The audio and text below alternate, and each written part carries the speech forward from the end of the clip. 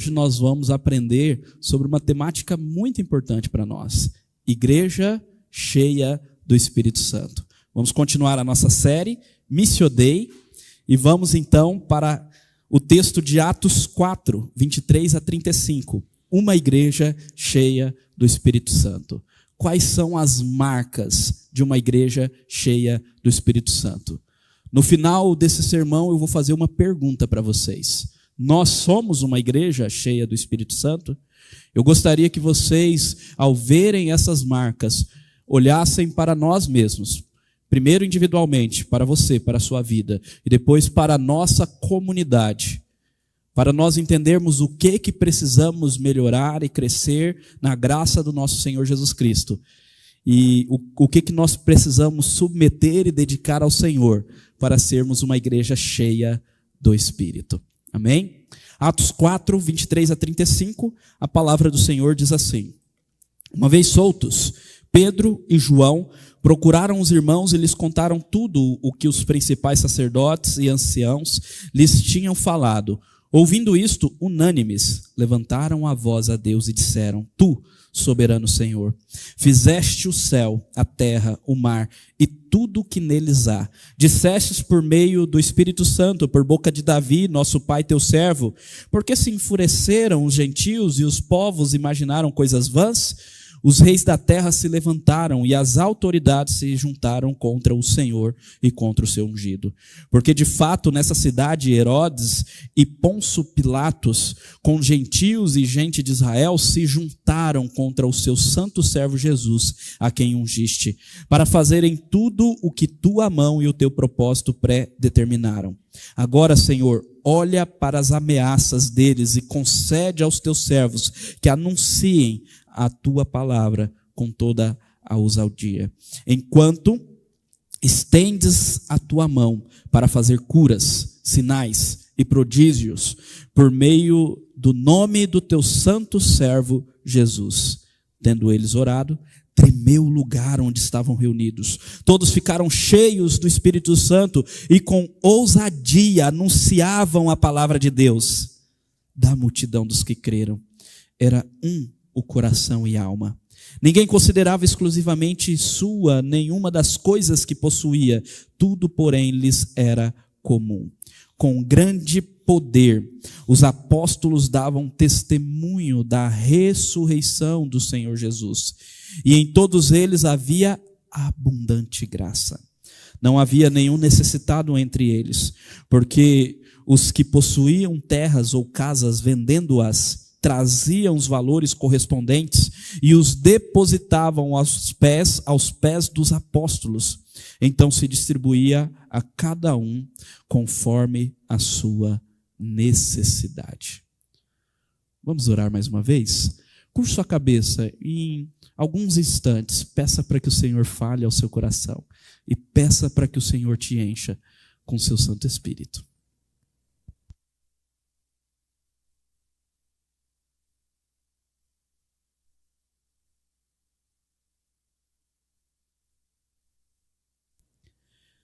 Senhor Deus, muito obrigado pelo texto que nós acabamos de ler. Encha-nos, ó Pai, com teu Espírito. Nos ajude a aplicar essa palavra. Nos ajude a viver essa realidade. Nos ajude, ó Deus, a vivermos para a tua honra e para a tua glória. Em nome de Jesus, edifica o teu povo. Encha-nos de ti, ó Pai. Em nome de Jesus. Amém. Queridos, ao ler essa passagem, lembrei-me da história dos moravianos. E eu já mencionei algumas vezes aos irmãos, e eu quero trazer alguns detalhes aqui sobre os moravianos, e também chamados de Unitas Fratum, que significa unidade de irmãos. É o nome da denominação da comunidade dos moravianos. Quem eram estes? Os moravianos eram ou foram refugiados de guerra, da Guerra dos 30 Anos. É uma guerra entre protestantes e católicos que aconteceu na Europa. E esses refugiados, então, oriundos da Morávia e outros lugares, se abrigaram na propriedade de Nicolau von Zinzendorf, ou somente Conde de Zinzendorf. E eles se abrigaram em Rheinland, cabana do Senhor. O local da propriedade veio a se tornar esse nome, cabana do Senhor, local do Senhor, casa do Senhor, onde eles se abrigaram. E esses moravianos, então, vindo de várias regiões, isso no século XVIII, início do século XVIII, se abrigaram ali. E eles não eram propriamente de uma igreja protestante apenas, eles eram de várias igrejas, eles eram reformados, anabatistas, luteranos, entre outras denominações. E como acontece nos nossos dias, quando se junta pessoas de várias denominações, o que acontece? Há discussões, há brigas. E eles estavam brigando entre si por causa das diferenças doutrinárias.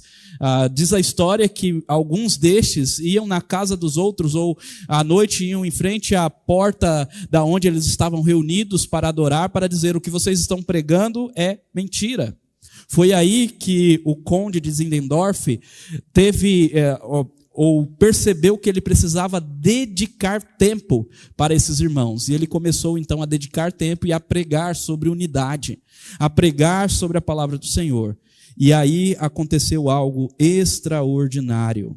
Isso cessou, essas diferenças, essas brigas se cessaram dia 13/8 de 1727, 13 de agosto, olha aí, no mês de agosto, novamente na história, de 1727. Diz a história que eles aprenderam a amar. Esse é um testemunho deles mesmo. Depois de uma pregação, do momento de ceia, num culto que teve profissão de fé de 2 adolescentes, eles sentiram o poder do Espírito Santo em seus corações e eles aprenderam a amar.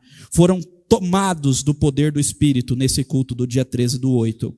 E nesse dia 13/8, eles iniciaram um relógio de oração. E esse relógio de oração durou cerca de 100 anos. 100 anos. Vocês sabem o que é um relógio de oração? Nós já fizemos algumas vezes. Quando nós escalamos pessoas para orarem em certo horário determinado, e assim eles continuaram escalando, e essa oração não terminou. Durou 100 anos. Aquela igreja orou 100 anos sem parar. Isso por causa deste grande avivamento do poder do Espírito sobre essa igreja. Agora, o que é sensacional foi o resultado de tudo isso, desse poder do Espírito, dessa oração voltada para o reino. Em 1791, cerca de 65 anos, ou na verdade 65 anos exatamente, após o início desse avivamento, eles já tinham enviado ao mundo cerca de 300 missionários. Eles pregaram em diversos países, eles montaram diversas agências missionárias, eles estiveram envolvidos em missões e no despertar para as missões. Inclusive, foi por causa deles que um homem bastante conhecido por nós hoje, que é John Wesley, veio verdadeiramente a se converter. John Wesley já era pregador do evangelho, já era ordenado pastor, mas ele não havia ainda se convertido. E numa viagem da Europa para a América, estava no navio junto com os moravianos, e o navio passou por uma tempestade. John Wesley, com medo, ele viu os moravianos sem ter medo da morte. Então ele, nessa conversa, nesse relacionamento, nessa vivência com os moravianos, se converte de fato e foi responsável pelo grande despertar da América, um dos responsáveis. Olha que coisa interessante. Então, por meio dessa dedicação dos moravianos, diante do vencer essas divisões que eles tinham, e de uma vida de oração prática, vívida, real, eles se tornaram uma igreja missionária e abraçaram a missão de Deus. O lema deles está escrito aqui nesse brasão, esse é o brasão deles. O lema deles é este: nosso Cordeiro venceu, vamos segui-lo. O nosso Cordeiro venceu, vamos segui-lo. Será que de fato somos uma igreja que segue o Cordeiro de Deus? Que Deus os abençoe. Vamos entender o contexto aqui dessa passagem que nós acabamos de ler. Os irmãos viram que nós pulamos um capítulo, e na semana que vem também vamos pular um trecho para expormos o capítulo 13. E aqui, no capítulo 3, o que aconteceu? No capítulo 3, nós temos a narrativa da cura de um coxo em Jerusalém, quando Pedro e João vão até o templo, curam esse coxo, e logo depois Pedro se levanta e prega no templo, dizendo que é pelo poder de Cristo que esse coxo foi curado. E isso ocasiona a prisão de Pedro e de João. Eles são presos por causa da inveja dos sacerdotes e dos escribas. No dia seguinte, após essa prisão, os apóstolos foram então levados diante do Sinédrio. O Sinédrio seria como a Suprema Corte dos judeus daquela época, aonde estavam os principais judeus, os principais anciãos, os principais sacerdotes e os líderes do povo. E eles foram diante do Sinédrio para esclarecerem como curaram o paralítico. E a pergunta que eles fizeram está aí no versículo 4 do capítulo 3. Olha só comigo. Versículo 7 do capítulo 4. Versículo 7 do capítulo 4. E colocando os apóstolos diante deles, perguntaram: com que poder, ou em nome de quem vocês fizeram isso? Eles queriam saber qual era o poder e em nome de quem eles haviam curado o paralítico, o coxo. Cheios do Espírito, então, cheio do Espírito Santo, Pedro testemunha o nome de Cristo, afirmando que não há salvação em nenhum outro nome. Versículo 8 deixa claro isso. Então Pedro, cheio do Espírito Santo. E a conclusão do argumento de Pedro está no versículo 12. E não há salvação em nenhum outro nome, porque debaixo do céu não existe nenhum outro nome dado entre os homens, pelo qual importa que sejamos salvos. Não há salvação em nenhum outro nome. Esse é o testemunho. Essa é a mensagem do Evangelho. Só Cristo salva. Os membros então do Sinédrio ficaram admirados da ousadia de Pedro e João, por serem eles iletrados. Eles eram galileus, não tinham estudado. E iletrados, incultos, falavam com ousadia, com intrepidez, e reconheceram que eles estiveram com Jesus. Essa é a essência do discipulado. Discipulado é vida na vida, estar com. Eles estiveram com Jesus, caminharam com Jesus, viveram com Jesus 3 anos, e por isso, mesmo sendo iletrados, mesmo sendo incultos da Galileia, eles tinham ousadia no falar. É isso que eles reconhecem.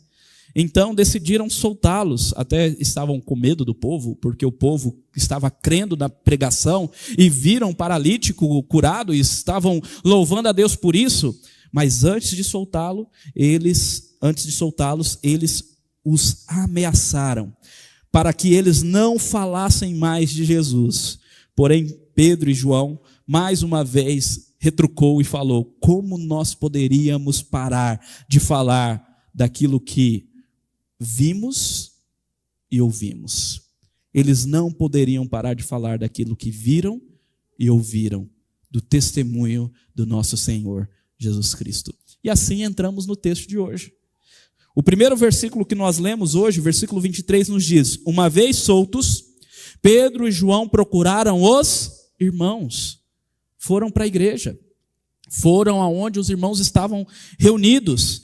E lhes contaram tudo o que os principais sacerdotes e os anciãos lhes tinham falado, proibindo eles de falar do Evangelho, proibindo eles de pregar o nome do nosso Senhor Jesus Cristo. E aí o que eles fizeram? Eles começaram a orar.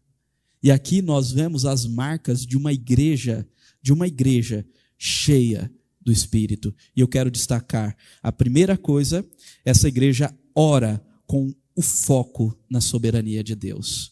Olhem só comigo, versículo 23. Na verdade, já o versículo 24. Ouvindo isto, unânimes levantaram a voz a Deus e disseram. É uma igreja que ora junto. É uma igreja que, de maneira unânime, se volta ao Senhor. Eles poderiam fazer várias outras coisas aqui. Eles poderiam abandonar a pregação do Evangelho. Eles poderiam tentar continuar a pregação na sua própria força. Mas diante de ameaças, diante da ordem do Sinédrio para eles pararem de pregar, o que eles fazem? Se voltam para Deus em oração. Uma igreja que ora. Por isso é uma igreja transformadora. E é isso que nós precisamos refletir. Será que estamos sendo uma igreja que ora, que busca ao Senhor, diante das negativas que estamos tomando ou que tomamos já em relação à nossa construção, em relação ao desenvolvimento desse bairro. Estamos nos voltando a Deus em oração de maneira unânime, preocupando primeiramente com a glória de Deus. O que é legal é que essa oração não é centrada no homem, não é centrada nas necessidades pessoais de cada um. Essa oração é centrada na glória de Deus, é teocentrada. Eles estão preocupados com Deus, com a glória de Deus, com a soberania de Deus. E por isso, logo já no versículo 24, eles se submetem à soberania de Deus para descansarem no Deus que é soberano. Eles dizem: Tu, soberano Senhor. Olha a maneira maravilhosa de começar uma oração, exaltando, engrandecendo, se submetendo a um Deus que tudo faz, que tudo controla, que é Senhor de todas as coisas. Tu, soberano Senhor, fizeste os céus, a terra, o mar e tudo que nelas há. E tudo que neles há. Tu, soberano Senhor, Tu és o nosso Deus. Nós somos teus, Tu és soberano e é o nosso auxílio.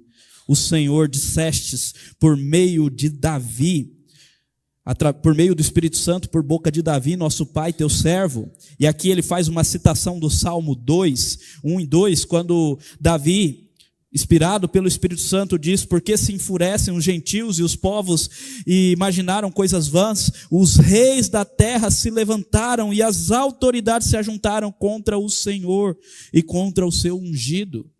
E vamos lembrar sempre que Davi, que se colocava aqui como ungido, é um tipo de Cristo.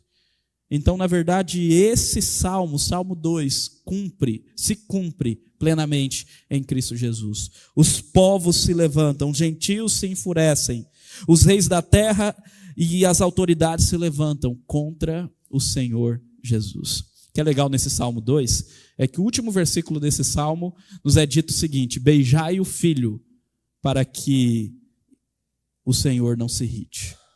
Então, para não termos a ira do nosso Deus, nós precisamos nos submeter àquele que é Senhor sobre todas as coisas. E é isso que nós estamos tendo aqui.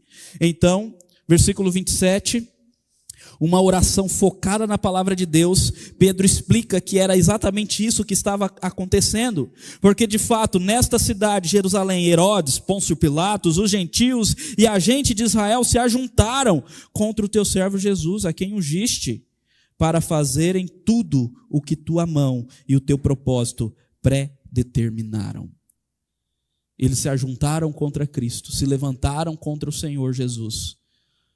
Tanto Herodes como Pôncio Pilatos, como os gentios também, como também os judeus, os líderes, os anciãos, todos se juntaram contra o teu ungido, contra o Senhor. Contudo, nada foi contrário à tua vontade. Nada foi contrário à tua soberania. Isso é maravilhoso. Olha só como que Pedro tem isso claramente no seu coração, como João tem isso claramente no seu coração, como aquela igreja tem isso claramente em seu coração. Lá no capítulo 2, na pregação de Pedro, versículo 23, nós lemos e que Jesus foi entregue conforme o plano determinado e a presciência de Deus. E conforme esse plano, os judeus o mataram, crucificando-o por meio de homens maus. De igual forma, no capítulo 3, versículo 18, nós lemos mais uma vez a mesma coisa. Mas Deus, assim, cumpriu o que tinha anunciado anteriormente, pela boca de todos os profetas, que o seu Cristo havia de padecer. A morte de Cristo, a perseguição de Cristo e dos cristãos, somente cumpria, então, as profecias das Escrituras Sagradas, a vontade do Senhor. O que eles estão fazendo aqui é se submetendo à vontade do Senhor. Pai, glorifica o teu nome, venha o teu reino, faça a tua vontade. Então essa oração, esses irmãos se levantam unânimes diante do Senhor, se submetem e descansam na soberania de Deus, e é uma oração focada na palavra de Deus, e uma oração pela propagação do Evangelho. Na sequência, então, versículo 29, nós temos o pedido. Tudo isso eles estão glorificando, honrando a Deus, fazendo a introdução para então chegar no pedido. E o pedido é, versículo 29, agora, Senhor, olha para as ameaças deles e concede aos teus servos que anunciem a tua palavra com toda ousadia, enquanto estendes a tua mão para fazer curas, sinais e prodígios. Já falei que curas, sinais e prodígios, no contexto do Novo Testamento, sempre acompanha a pregação do Evangelho, sempre acompanha a anunciação do Evangelho. Então eles queriam continuar pregando o Evangelho com poder. Então, enquanto estendes a mão para fazer curas, sinais e prodígios por meio do nome de teu santo servo, Jesus Cristo. Qual é o pedido? Concede aos teus servos ousadia. Para quê? Para propagar, para pregar o Evangelho. Meus irmãos, será que esse é o nosso pedido? Como está a nossa oração? A nossa oração é focada em Deus, na sua soberania, na sua glória, na propagação do Evangelho, na palavra do Senhor? Ou nós só pedimos para nós? Será que somos uma igreja consumista? O mal desse século, o consumismo, o individualismo, a idolatria da autorrealização e da busca da felicidade, o hedonismo, a busca pelo prazer, tomaram conta, todas essas coisas tomaram conta do nosso coração, a tal ponto que as nossas orações são egoístas, centradas no eu, egocentradas. Nós precisamos orar pelo reino. Uma igreja cheia do Espírito ora pela expansão do reino. Ora pela glória de Deus. Ora pelo anúncio do Evangelho. Ora por missões. Ora por conversões. Amém? Em segundo lugar, não somente ora, mas pratica. Se eles oraram, eles têm que trabalhar. Eles oraram pedindo o quê? Ousadia, e Deus deu. Então, é uma igreja que evangeliza com ousadia e poder. Na sequência, no versículo 31, a primeira parte nós vemos que, tendo eles orado, tremeu o lugar onde estavam reunidos. Deus enviou o seu Espírito de tal forma que nesse momento a igreja, sim, eles já tinham o Espírito. Aqui nós temos uma expressão do enchimento do Espírito, da plenitude de Espírito sobre aqueles irmãos, porque eles já eram revestidos do Espírito, mas agora Deus então concede a eles, enchendo-os do Santo Espírito, ousadia para anunciarem a palavra do Senhor. Todos ficaram cheios do Espírito e com ousadia anunciavam a palavra de Deus. Eles não tinham medo da perseguição, medo de serem mortos por causa do Evangelho. Logo após nós já vamos ver alguns que foram mortos. O primeiro mártir, que é um diácono, não era um apóstolo. Estevão, primeiro a morrer. E logo depois nós temos um apóstolo morrendo também, Tiago.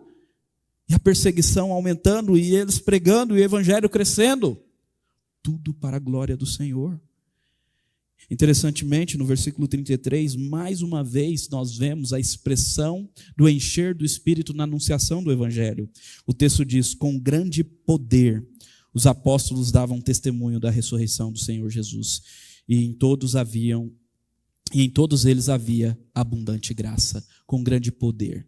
Esse mesmo poder que foi prometido lá em Atos 1:8, o poder que faz com que nós não sejamos covardes ou tímidos diante da anunciação do Evangelho, é o poder que vem do Santo Espírito. Mas recebereis poder ao descer sobre vós o Espírito Santo, e sereis minhas testemunhas. Testemunha é aquele que conta aquilo que está vivendo, aquilo que experimentou, aquilo que viu e ouviu. Nós somos testemunhas de Cristo e nós estamos anunciando o Evangelho que antes de tudo nos transformou. E eles tinham ousadia disso. O Hernandes Dias Lopes, sempre eu cito essa frase dele, pregando naquela ocasião em que a mulher samaritana tem um encontro com Cristo, ele diz, quem tem um encontro com Cristo tem pressa em anunciá-lo, porque aquela mulher deixou os seus cântaros ali, deixou os seus baldes d'água ali, e foi correndo no seu povoado, para chamar os seus conterrâneos, para virem e para conhecer a Jesus. Meus irmãos, se nós temos um encontro genuíno com Cristo, Se nós oramos com foco na soberania de Deus, o Espírito nos enche de ousadia e poder e nos move, nos motiva a viver o Evangelho, a pregar o Evangelho, a testemunhar o Evangelho, a olhar para as pessoas com graça e misericórdia. Por isso que o último ponto desse sermão é esse. Uma igreja cheia do Espírito pratica a comunhão com generosidade. Olhem só o versículo 32. Da multidão dos que creram. A igreja crescia. Nós vimos isso na semana passada. A igreja crescia e crescia. Todos os dias o Senhor acrescentava os que iam sendo salvos, o tema da semana passada. E dessa multidão dos que creram, era o coração e a alma. Essa é uma expressão hebraica, uma expressão que nós precisamos entender dentro do contexto hebraico, é um hebraísmo. Coração e alma aqui aponta para o grande mandamento. Amarás, pois, o Senhor teu Deus de todo o teu coração, de toda a tua alma, com toda a tua força e de todo o teu entendimento.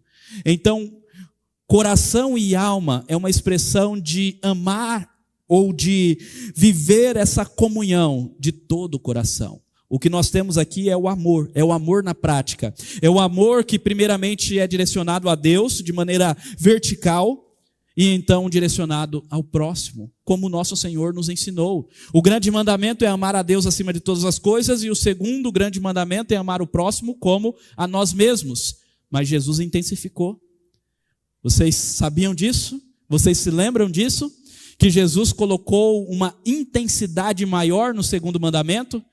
Lá em João 13, no final de João 13, Jesus nos diz assim: este é um novo mandamento que lhes dou.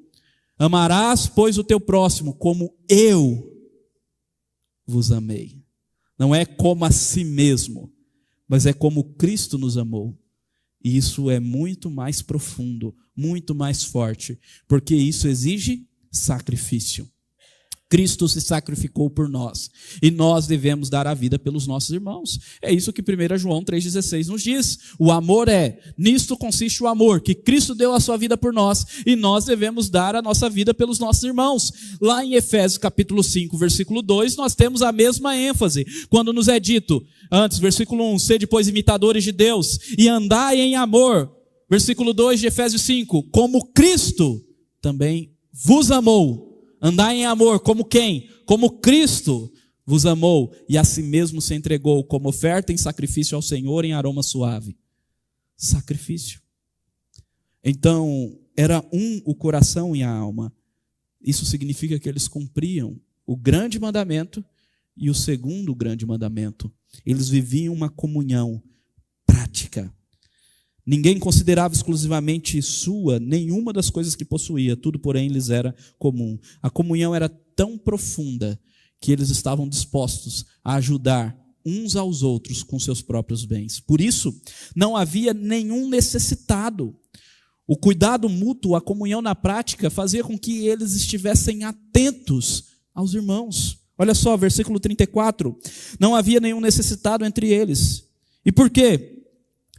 Porque eles doavam de maneira voluntária os seus recursos. De forma generosa, os que tinham recursos doavam, e esses eram distribuídos conforme a necessidade de cada um. Versículo 34 ainda.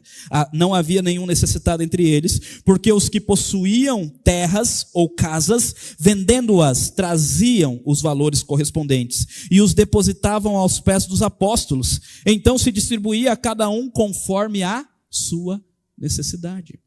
Eu já expliquei isso em Atos 2. Essa primeira igreja, os irmãos que se converteram, os 3 mil que se converteram ali na ocasião do Pentecostes, eles não voltaram de imediato para suas casas, seus países. Eles ficaram em Jerusalém. E para sustentar esses irmãos ali, enquanto eles aprendiam a doutrina, enquanto eles viviam a comunhão, enquanto eles estavam sendo discipulados pelos apóstolos, era necessário recursos. Então aqueles irmãos ricos de Jerusalém cuidavam desses irmãos da igreja, vendendo as suas propriedades. Foi o caso de Barnabé, que vendeu a sua propriedade e depositou tudo aos pés dos apóstolos para sustentar aquela igreja.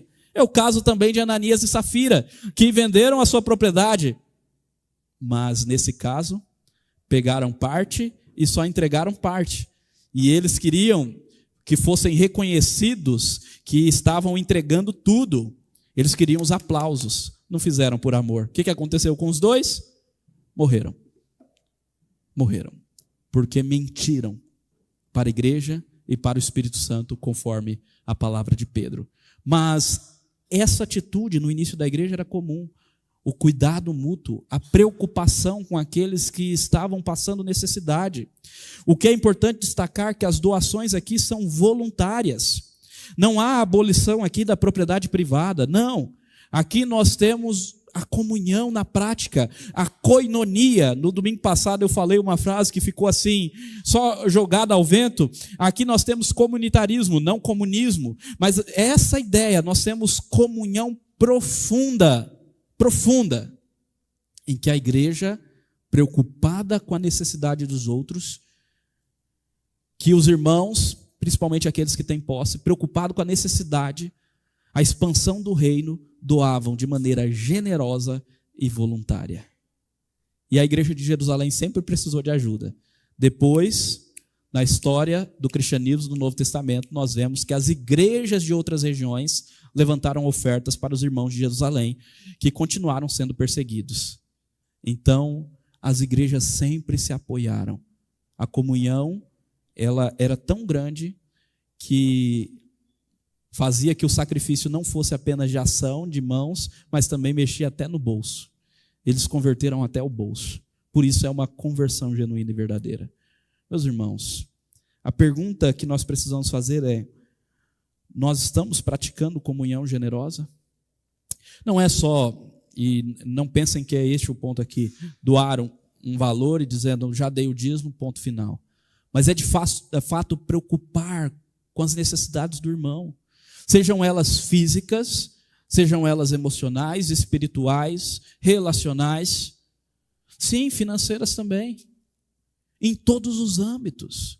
Uma pergunta: os irmãos sabem que faço parte sempre de movimentos que trabalham plantação de igreja e tenho vivido um movimento chamado City to City. Uma pergunta desse movimento, de cidade a cidade, que move o meu coração, ou melhor, questiona ou traz um certo refletir no coração, é a seguinte: nós plantamos uma igreja de verdade, ou nós estamos plantando apenas uma reunião semanal de adoração? Porque se nós plantamos igreja, nós estamos plantando algo que vai muito além de uma reunião semanal de adoração. São pessoas preocupadas com pessoas. São crentes que vivem na prática o cristianismo, que vivem comunhão no dia a dia, que se importam, que ligam, que se relacionam. Agora podemos estar plantando uma reunião semanal, domingueira, onde pessoas que nada se preocupam com uma com a outra durante a semana se reúnem só para adorar na superficialidade do tempo e vão embora para casa e pronto, acabou. Cadê a igreja? Não tem igreja. Só tem uma reunião semanal de adoração. O que é que nós somos? A igreja cheia do Espírito, ora com foco na soberania de Deus, evangeliza com ousadia e poder e pratica a comunhão com generosidade. E é uma igreja abundante de graça. Olhem comigo o versículo 33, a parte final. E em todos eles havia abundante graça. Todos aqui generaliza. São todos mesmo. Todos os irmãos, todos os crentes, havia abundante graça. Há duas formas de nós entendermos essa abundante graça. Entendendo graça como favor, podemos entender que havia o favor entre as pessoas em relação à igreja. A igreja gozava de um favor, de uma aceitação entre as pessoas, como nós vemos lá em Atos 2:47. Contando com a simpatia de todo o povo, enquanto isso o Senhor acrescentava os que iam sendo salvos. Essa é uma forma de entender, e muitos caminham por esse entendimento. Agora, a segunda forma de entender, e eu vou caminhar por esse entendimento, é que em todos eles havia abundante graça.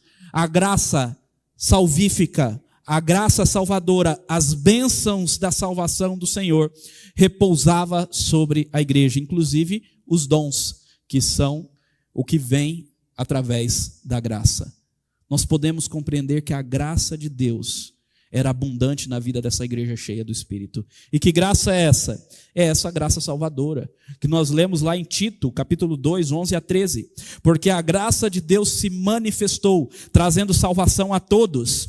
Ela nos educa, para que, renegadas as impiedades e paixões mundanas, vivamos neste mundo de forma sensata, justa e piedosa, devota, consagrada ao Senhor, aguardando a bendita esperança e a manifestação da glória do nosso grande Deus e Salvador Jesus Cristo. Essa mesma graça que Tito 3 volta a falar sobre ela, quando diz: mas quando se manifestou a bondade de Deus, a graça de Deus é a bondade de Deus, nosso Salvador, e o seu amor por todos, Ele nos salvou, não por obras de justiça praticadas por nós, mas segundo a sua misericórdia e graça. Ele nos salvou mediante o lavar regenerador do Espírito Santo, que Ele derramou sobre nós ricamente. Uma igreja que recebe o Espírito, é cheia do Espírito, o Espírito é derramado sobre essa igreja ricamente, por meio de Jesus Cristo, nosso Salvador, a fim de que, justificados por graça, perdoados pela graça, nos tornemos herdeiros, segundo a esperança da vida eterna. É uma igreja cheia de abundante graça.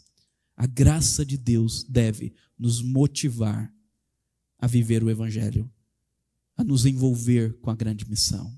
Amém? Na prática, somos uma igreja cheia do Espírito? Você é, enquanto membro dessa igreja, cheio do Espírito? Você tem buscado se encher do Espírito? Lá em Efésios 5,18, Paulo nos exorta: não vos embriagueis com vinho, não se embriaguem com vinho, pois isso leva à devassidão, mas deixem-se encher do Espírito. Já expliquei algumas vezes aos irmãos, e explico novamente, que a embriaguez com vinho aqui é tudo aquilo que tira o nosso foco do Senhor, é toda e qualquer idolatria que toma conta do nosso coração, a busca pelo prazer, a busca pela felicidade, a busca pela autorrealização, a busca pelo dinheiro, a busca por qualquer coisa mundana em detrimento das coisas celestiais. A busca por qualquer coisa que passa, que é efêmero ou efêmera e acaba. Não vos embriaguem com vinho. Essas coisas causam devassidão. Tira os nossos olhos do foco daquele que é Senhor. Uma das histórias dos irmãos moravianos é a seguinte: 2 jovens moravianos, impactados pelo Evangelho, impactados pela oração, impactados pelo Espírito Santo, decidiram se venderem como escravos para poderem evangelizar escravos que eles não poderiam ter outro acesso a não ser se submeterem à escravidão. E então eles foram evangelizar. Eles foram evangelizar como escravos aquela região que só poderiam entrar dessa forma. Você teria coragem de se tornar um escravo de alguém para alcançar vidas para o Senhor? Não vos embriagueis com vinho, meus irmãos. O vinho, a devassidão, está tão densa como essa fumaça que está aí fora. A gente está embriagado com conforto. Com conforto. E se a gente não levantar, não vai acontecer. Claro que quem nos levanta é o Espírito Santo. Vocês entenderam muito bem a palavra. Por isso, primeiro, precisamos nos submeter a Ele. Como estão as nossas orações? Ore tendo como foco o próprio Deus. O foco das nossas orações deve ser Deus, a sua glória, a sua majestade, o seu reino. Descanse em sua soberania e clame pelo crescimento do reino de Cristo. Venha o teu reino, faça a tua vontade. Como está a nossa evangelização? Observem que eu estou fazendo perguntas mais gerais, nossa, como igreja, e depois eu aplico individualmente. Sim, são nossas orações, mas eu preciso fazer individualmente. E quando todos nós individualmente fizermos dessa forma, unânimes, vamos levantar a voz diante do Senhor e orarmos pelo seu reino. Então peça a Deus ousadia para sairmos movidos pelo poder do Espírito, para testemunhar o nome de Cristo. Peça, ore, ousadia. Senhor, nos dê ousadia. Como está a nossa prática da comunhão? Ame o seu irmão, meu irmão. Seja generoso. Esteja atento às necessidades de cada um. Desperta, igreja. Aviva. Estamos orando pelo avivamento. Desperta, igreja. Hoje é tempo. Vamos viver esse despertar. O Brasil ainda não teve um grande despertar. Nós podemos estar nesse despertar. Desperta, igreja. Aviva. E por fim, seu coração é do Senhor Jesus? Se lembram de John Wesley? John Wesley já era ministro.